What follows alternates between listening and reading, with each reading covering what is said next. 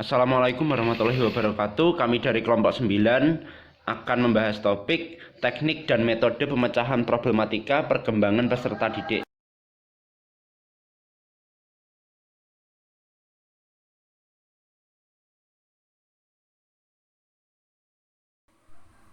Oke, pengertian metode problem solving.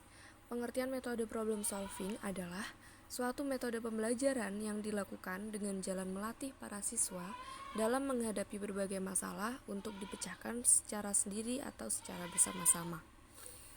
Ada sejumlah alasan kuat mengapa problem solving perlu ditekankan untuk menciptakan pengajaran yang efektif.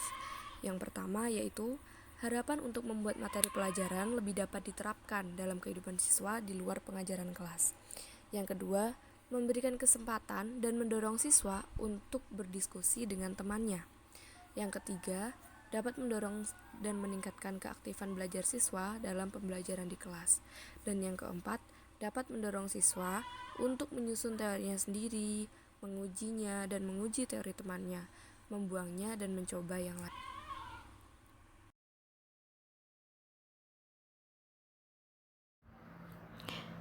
Pemecah masalah perkembangan peserta didik. Menurut Goals, seseorang dianggap sebagai pemecah masalah yang baik jika ia mampu memperlihatkan kemampuan memecahkan masalah yang dihadapi dengan memilih dan menggunakan berbagai alternatif strategi sehingga mampu mengatasi masalah tersebut. 5 tahapan pemecahan masalah menurut Krulik dan Rudnick tahun 1995. Yang pertama, read and think, yaitu membaca dan berpikir. Yang kedua, explore and plan, yaitu eksplorasi dan merencanakan. Yang ketiga, select a strategy, yaitu memilih strategi. Yang keempat, find an answer, yaitu mencari jawaban.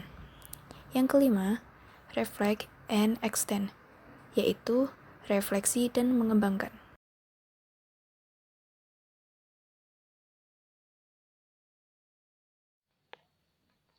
Strategi belajar di sini diartikan sebagai general methods or techniques that help in solving a variety of problems oleh Seifer dan Hoffnung tahun 1994 atau specific methods of learning information.